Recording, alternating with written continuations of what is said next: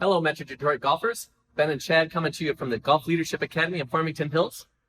This Tuesday tip of the week is something that's going to help a tremendous amount of you. So last week we had talked about the free swinging motion as a primary goal. We have to be able to do that and start to gain control of where the divot starts, or what we refer to golf world jargon as low point control.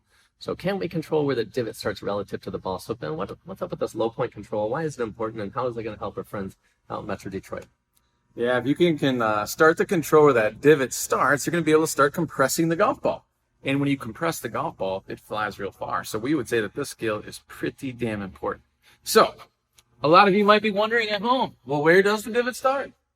So what we're always trying to coach is with your full swing with an iron, we're always trying to get that divot to start slightly in front of the ball. So the reason that's important is because if your divot actually starts behind the ball, or you're trying to lift that ball, there's going to be mud and grass in between the club face and the ball, so it never truly compresses up against the face. But if you can get that club to come down and interact with the golf ball first, and then take that divot afterwards, now the ball is going to be compressed against the face, and it's going to launch super far and look really cool.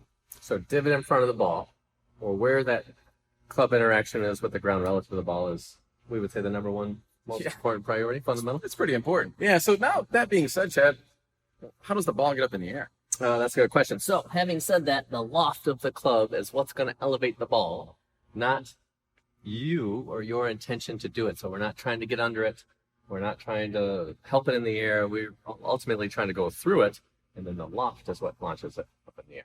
You got it. So if you can all see at home, notice how that club face is angled backwards. Since the face is angled backwards, that's what's going to launch it way up in the air for all of you at home. Very good. And like you said, compressing the ball, or putting pressure through the ball so the ball compresses itself against the face. It goes a lot farther and a lot straighter, and it sounds a lot cooler, feels way, way better. So having said that, a lot of you are focused on the swing.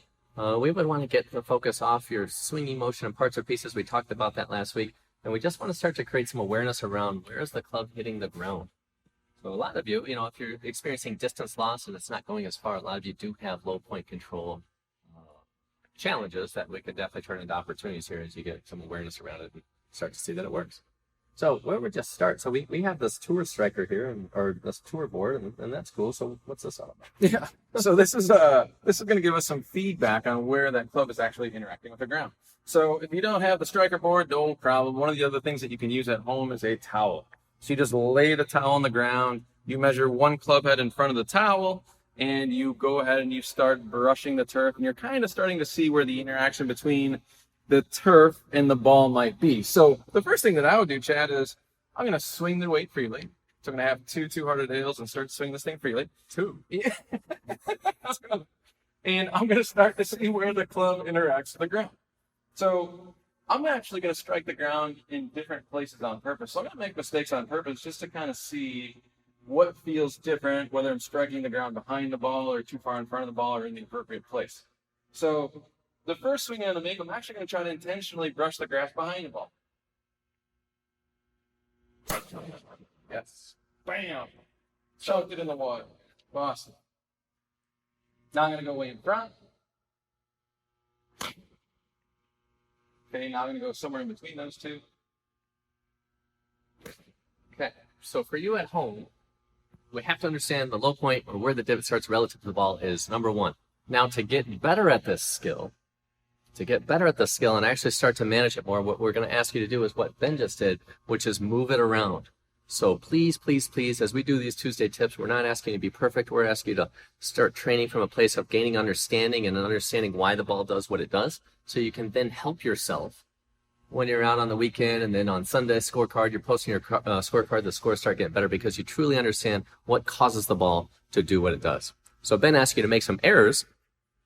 As different or ironic as that sounds, we're going to ask you to do that, and you're going to be surprised at how you can make more skill gains and get better faster, rather than trying to do the same swing over and over again and expecting it to produce something different. Yeah, I think a lot of the times that we encourage all of you to make errors on purpose is because a lot of times what you're trying to do and then the reality of what happens are two totally different things. So I can't tell you how many times worked with a player that maybe their divot's actually too far in front of the ball, and say, why don't you try to strike the ground behind the ball, and all of a sudden, poof, they just start flushing it. So now, is that good advice? Should we go out telling everybody that they need to hit the ground behind the ball? Well, no, but it happened to work for that player, right? And then there's other players where we'll say, try to brush the grass 12 inches in front of the ball. Guess what? Then all of a sudden they start interacting with the turf about a half inch in front of the ball, and they're shocked what happens. So everything's on the table when it comes to this experiment. And each of you are different. So ultimately, we know that low point is the thing that's going to tell the ball to go far and it's going to be cool. What you're going to have to do is explore it on your own so you come up with your own personal answer for what helps you best. And then you'll be surprised at how you'll start to create some ways to adjust and adapt and then troubleshoot when things stop working. So moving it around, very, very helpful. So after you move it around a little bit, where would you take our friends here? So after I've moved it around a little bit, I kind of have a good idea of what I need to do to get the divot in the appropriate spot. Now I'm actually going to measure. So what we like to do is 10 ball sets, right? So I'm going to place a golf ball on the low point board, or in front of the low point board, I should say. And I would strike 10 balls to see how efficient I am at low point. So typically what we like to do at GLA is if you're 7 out of 10 in this activity, you're pretty damn efficient. So you're doing a great job. So the next thing I would do is I would start the measure. Cool. So remember at home we said that put the club head or the ball a club head length in front of the towel. We have a board here. If you don't have a board or a towel, you could use tennis balls. So some scenario where you put it a club head in front and see if you could just get the club head to interact in front of the tennis ball. Tees on the outside will work as well if you're on a grass turf. But yeah, we use the striker. So pretty much just make stuff up and see what you can do. And start to understand that you're trying to hit the ground in a relative spot next to the ball. Clip the back of the board. That's for one. 0 for 1. So having said that, as you go through this, you're going to start to find out it's not as easy as it seems. And that's okay. So golf is a skill game. We just want you to understand what 1 for 2, right? So you got that one. That sounded good. So we want you to understand and be very, very clear on what skill you're trying to develop. So in this case, our number one priority for your irons and wedges when the ball's on the ground is where you're hitting the ground relative to the ball. Some of the beginning players out there, a lot of you don't hit the ground and the ball doesn't elevate. And then people will tell you looked up. That's probably not true. Just you didn't hit the ground. So you're going to have to start to find ways to hit the ground. Swing lower. Work it out. So the earth is big. Make sure you hit it. Don't miss it. All right, so measuring and seeing how many out of 10 ultimately would give you an understanding of are you getting better, yes or no. Yeah? You got it. And then let's say that, you do your measurement and you're 4 out of 10. So now what we're going to do next, so we're actually going to run some experiments to see how we can maybe influence this whole low point concept. All right, cool. So Chad, give me an experiment that I can run to help myself control that div. Very good. So one thing that you can do is you can start to experiment with where you're putting your pressure or where is your weight. So you could be severely forward. You could put it severely back. Maybe severely forward, severely back. So start moving around and see how where you put your pressure influences where you hit the ground. Okay, so what'd you say you could do? Severely forward, severely back, moderately forward, moderately back, slightly. You got it. You can just play around with that and just kind of see what happens, what's going to put the low point in the appropriate spot for you. So for me, when I do this activity, a lot of times if we're doing the pressure experiment, for me, it's about 70% on my lead side. I try to keep it there all the way through the swing. I get the divot in the appropriate spot. Now, there might be some of you out there like, well, wait a second, doesn't the weight actually need to move backwards?